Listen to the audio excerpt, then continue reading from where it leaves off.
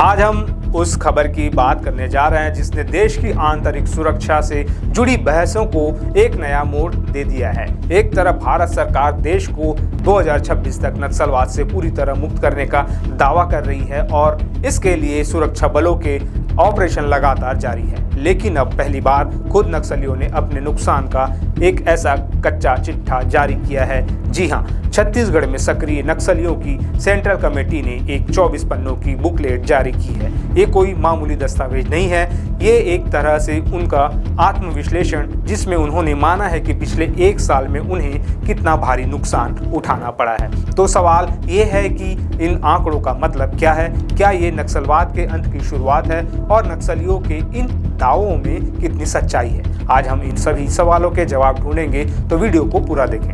नमस्कार, मैं हूं चंद्रशेखर और आप देख रहे हैं नव प्रदेश टीवी। सबसे पहले बात करते हैं उस आंकड़े की जिसने सबको चौंका दिया है। नक्सलियों की सेंट्रल कमेटी ने अपनी इस रिपोर्ट में साफ साफ कबूल किया है कि पिछले एक साल में, यानी मोटे तौर पर जून 2024 से जून 2025 के बीच सुरक्षा बलों के साथ अलग अलग मुठभेड़ों में उनके कुल 357 सदस्य मारे गए हैं। ये आंकड़ा अपने आप में बहुत बड़ा है, लेकिन जब हम इसके अंदर झांकते हैं तो तस्वीर और भी साफ हो जाती है।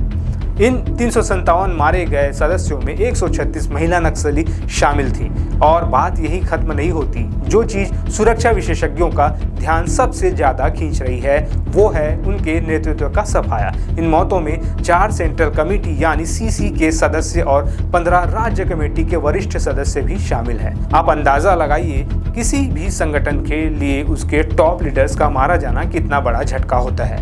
ये वो लोग हैं जो रणनीति बनाते हैं, जो युवाओं को बरगलाकर संगठन में भर्ती करते हैं और जो पूरे आंदोलन की दिशा तय करते हैं। इनका मारा जाना संगठन की रीढ़ की हड्डी तोड़ने जैसा है। अब सवाल उठता है कि ये मौतें आखिर हुई कहां? नक्सलियों की रिपोर्ट के मुताबिक उन्हें सबसे बड़ा और सबसे गहरा जख्म उनके अपने ही गढ़ यानी दंडकारण्य क्षेत्र में मिला है। रिपोर्ट बताती है कि कुल 357 मौतों में से 281 मौतें अकेले दंडकारण्य में हुई है। दंडकारण्य यानी छत्तीसगढ़ का बस्तर और आसपास का घना जंगली इलाका, जिसे नक्सली अपनी आजाद हुकूमत वाली जगह मानते थे।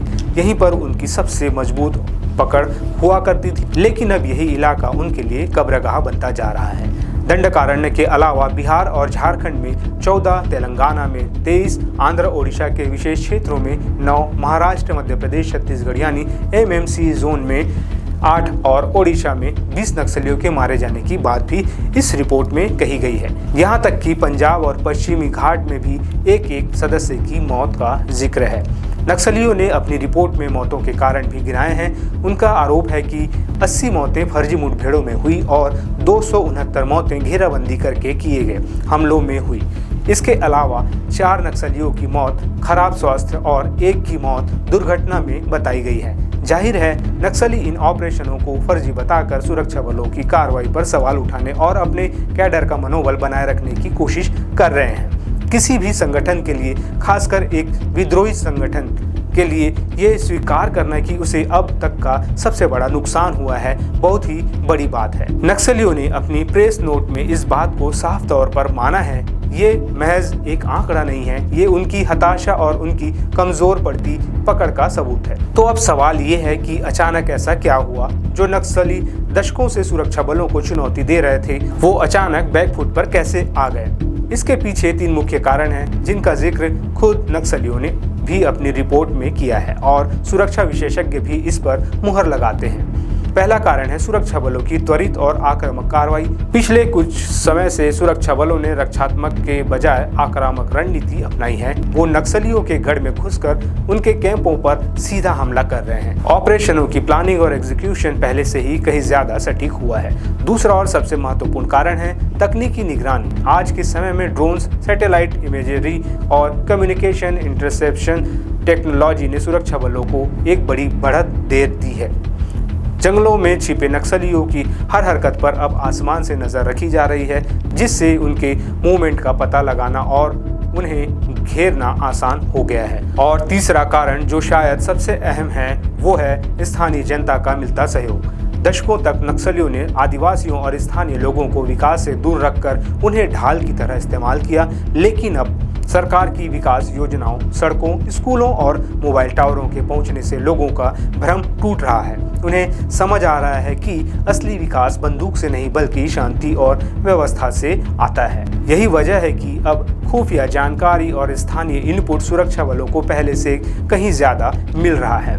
अब आते हैं कहानी के एक और दिलचस्प पहलू पर, जहां नक्सली पिछले एक साल में 357 मौतें मान रहे हैं, वहीं पुलिस के आंकड़े कुछ और ही कहानी बयां करते हैं। बस्तर पुलिस के आंकड़ों के अनुसार सिर्फ बस्तर में ही 1 जनवरी 2024 से जून 2025 तक यानी पिछले 1.5 साल में 420 से ज्यादा नक्सली मारे गए हैं। अकेले 2024 में 217 और 2025 में शुरुआती 6 महीनों में 203 नक्सलियों को ढेर किया गया है। तो सवाल ये उठता है कि सच कौन बोल रहा है? क्या नक्सली अपने नुकसान को कम करके बता रहे हैं ताकि उनके कैडर का मनोबल पूरी तरह से न टूट जाए, या फिर सरकारी आंकड़ों में कोई भिन्नता है? एक्सपर्ट्स का मानना है कि नक्सली संगठन कभी भी अपने नुकसान का सही आंकड़ा जारी नहीं करता। वो हमेशा आंकड़े कम करके बताता है। इससे साफ है कि असल में उन्हें हुआ नुकसान उनके बताए गए 357 के आंकड़े से कहीं ज्यादा है।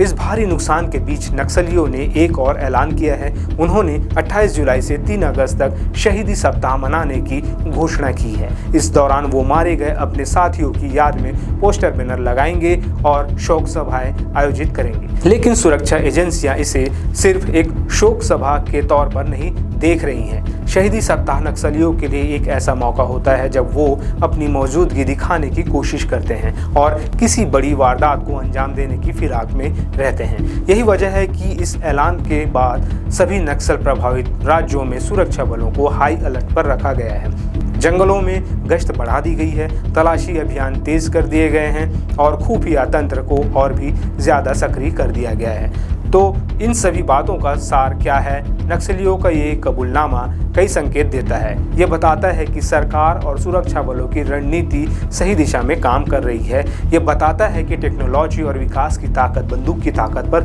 भारी पड़ रही है। और सबसे बड़ी बात ये बताता है कि दशकों से चली आ रही नक्सलवाद की समस्या शायद अब अपने अंतिम दौर में है। हालांकि लड़ाई अभी खत्म नहीं हुई है। शहीदी सप्ताह का ऐलान दिखाता है कि वो आसानी से हार नहीं मानेंगे। लेकिन इसमें कोई शक नहीं कि उनके नेतृत्व का सफाया, कैडर का टूटना और स्थानीय समर्थन का खत्म होना, ये सब मिलकर एक ऐसी तस्वीर बना रहे हैं जहां नक्सलवाद का अंत अब एक दूर का सपना नहीं बल्कि एक हासिल किया जा सकने वाला लक्ष्य दिख रहा है। आपकी इस पूरी खबर पर क्या राय है? क्या आपको लगता है कि सरकार 2026 तक नक्सलवाद को खत्म करने में कामयाब हो पाएगी? हमें अपनी राय नीचे कमेंट्स में ज़रूर बताएं। अगर आपको हमारा ये विश्लेषण पसंद आया हो तो इस वीडियो को लाइक करें, अपने दोस्तों के साथ शेयर करें और हमारे चैनल को सब्सक्राइब करना ना भूलें। मिलते हैं अगले वीडियो में एक नई खबर के साथ। तब तक के लिए नमस्कार।